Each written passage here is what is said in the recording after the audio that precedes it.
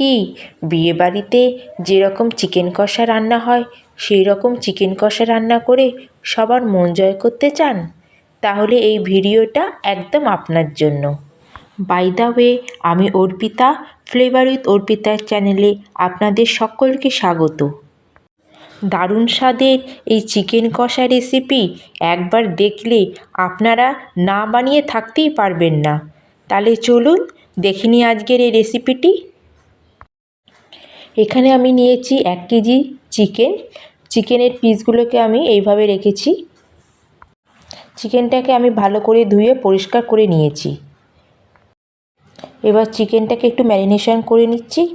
তার জন্য প্রথমে দিয়েছি 1 চামচ নুন, আর দিয়ে দিচ্ছি 1 চামচ হলুদ, 1 চামচ কাশ্মীরি লঙ্কা পাউডার, 1 চামচ রসুন বাটা, আর 1 চামচ আদা বাটা, আর দিয়ে দিচ্ছি আমি এখানে 3 চামচের মতো টক দই।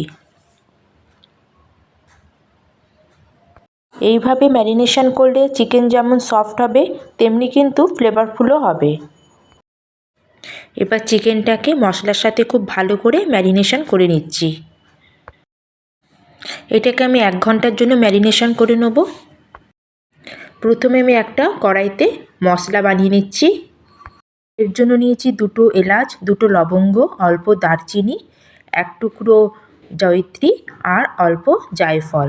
সব কিছু পরিমাণই আমাদের অল্প নিতে হবে। এই মশলাটা আমাদের রান্নার শেষে লাগবে, কিন্তু আমি এটা প্রথমেই বানিয়ে নিচ্ছি মশলাটা। এটাকে হালকা করে ভেজে এটা আমি মিক্সিতে গুঁড়ো করে নেব। কড়াই আমি তেল নিয়ে নিয়েছি। তেলটা ভালো গরম হলে এখানে আমি একটা তেজপাতা দিয়ে দিলাম।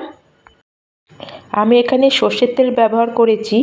সর্ষের তেল রান্নায় যেরকম চিকেনের টেস্টটা আসে, সাদা তেলে কিন্তু সেরকম টেস্ট আসে না। আর আমি এখানে 1/2 চামচের মতো চিনি অ্যাড করেছি।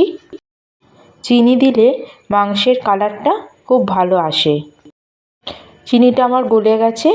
আমি এখানে 4টে মিডিয়াম সাইজের পেঁয়াজ কুচিয়ে রেখেছি, এটা আবার অ্যাড করে দিচ্ছি। পেঁয়াজটা দেওয়ার পরে পেঁয়াজটাকে ভালো করে ভেজে নিতে হবে। এই সময় গ্যাসের ফ্লেমটাকে লো টু মিডিয়ামে রাখতে হবে আমাদের। পেঁয়াজের কালারটা আমাদের অনেকটা চেঞ্জ হয়ে গেছে। এই সময় এখানে আমি দিয়ে দিলাম 1 চামচ রসুন বাটা আর 1 চামচ আদা বাটা। এবার আদা রসুনের পেস্টটাকেও ভালো করে আমাদের পেঁয়াজের সাথে কষিয়ে নিতে হবে যতক্ষণে কাঁচা গন্ধটা চলে যায়। আদা বাটা রসুন বাটাটা ভালো করে কষানো হয়ে গেছে। এবার এখানে আমি সব গুঁড়ো মশলাগুলো অ্যাড করে দিলাম। প্রথমে দিয়ে দিচ্ছি ধনে পাউডার, এবার দিয়ে দিলাম 1 চামচ জিরে পাউডার, আর দিয়ে দিচ্ছি 1/2 চামচ মতো কাশ্মীরি লঙ্কা পাউডার। এবার সব কিছু মশলার সাথে ভালো করে একদম আমি কষিয়ে নেব।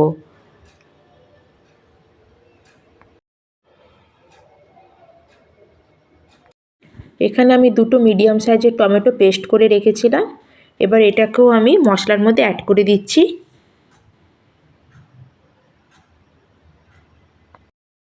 এবার সব মশলাকে একসাথে ভালো করে মিশিয়ে নেব।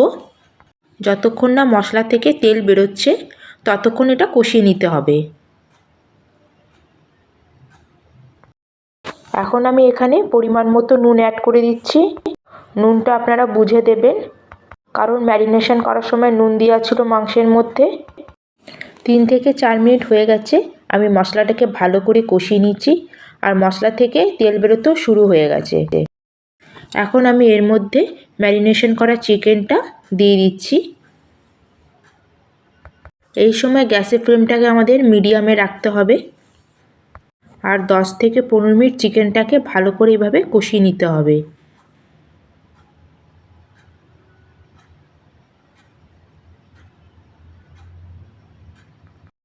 এই সময় আমি 7-8টা কাঁচা লঙ্কা চিড়ে দিয়ে দিলাম।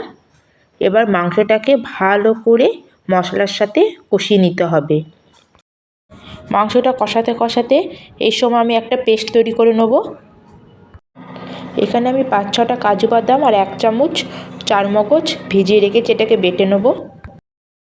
এবার এই চারমগজ আর কাজু বাদামের পেস্টটা আমি মাংসের মধ্যে দিয়ে দিচ্ছি। এবার আমি এই পেস্টটাকে দিয়ে ভালো করে চিকেনের সাথে মিশিয়ে নিচ্ছি। এটাকে আরও 5 থেকে 7 মিনিট ভালো করে কষাতে হবে।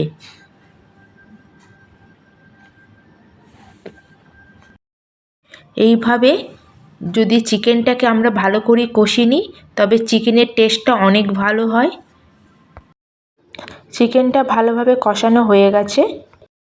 এবার আমি বাটি ধোয়া জল দিয়ে দিলাম। এখানে খুব বেশি জল ব্যবহার করব না, এই রান্নাটা কষা কষা হবে, এটা কিন্তু ঝোল হবে না। এবার এটাকে আমি 10 মিনিটের জন্য ঢাকা দিয়ে কুক হতে দেবো। আমার 10 মিনিট হয়ে গেছে।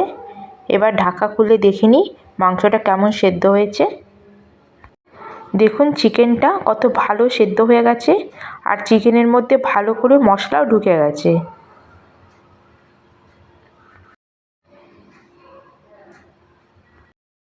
এবার আমি রান্না শুরুতেই যে মশলাটা বানিয়ে রেখেছিলাম সেই মশলাটা এবার আমি চিকেনের উপরে দিয়ে দিলাম। এবার এই মশলাটাকেও আমি ভালো করে চিকেনের সাথে মিশিয়ে নিচ্ছি।